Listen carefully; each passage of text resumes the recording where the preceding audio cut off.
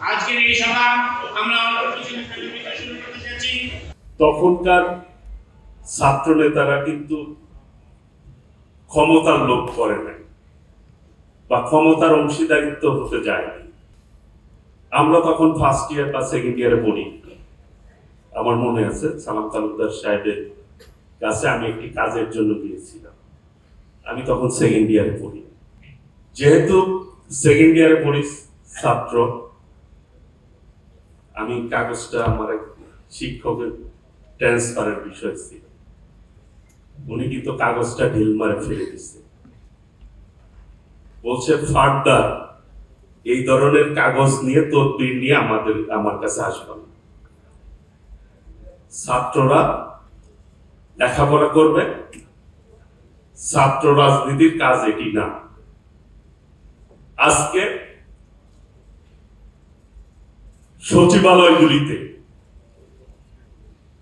DC অফিসে এই first year second year third year ছেলেরা আজকে কিন্তু সচিবদের পাশে বসে এবং ডিসি অফিসে পাশে বসে বিভিন্ন তদবিরে তারা ব্যস্ত,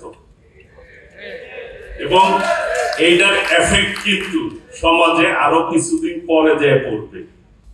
এই সমাজ আস্তে আস্তে কুলুষিত হয়ে যাচ্ছে।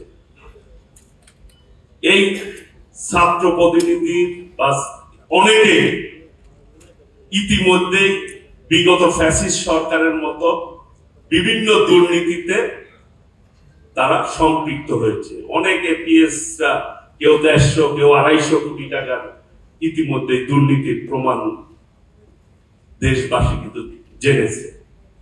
এইভাবে যদি একটি রাষ্ট্র ব্যবস্থাকে প্রথম পর্যায়ে ভেঙে যায়, তাহলে কিন্তু সেই রাষ্ট্রের অবস্থা ভবিষ্যৎ কিন্তু ভালো হবে না। কাজেই যেই বয়সের কাজ সেই বয়সেই করা উচিত। গণ আন্দোলন করে স্বৈরাচার হোসেন মোহাম্মদ এরশাদের মতো একজন স্বৈরাচারের পতন হয়েছে, যিনি শক্ত হাতে নেতৃত্ব দিয়েছেন। তার মতো করে আগামী দিনে ঐক্যবদ্ধভাবে আমরা আমাদের প্রিয় নেত্রী দেশনেত্রী বেগম খালেদা জিয়া, আমাদের ভারপ্রাপ্ত চেয়ারম্যান দেশনায়ক তারেক রহমানের নেতৃত্বে আগামী দিনে আমরা ঐক্যবদ্ধভাবে গণতন্ত্র প্রতিষ্ঠা না হওয়া পর্যন্ত সকলে এক এবং ঐক্যবদ্ধভাবে কাজ করবো, এই আশাবাদ ব্যক্ত করে সকলকে ধন্যবাদ জানিয়ে আমি আমার বক্তব্য শেষ করছি।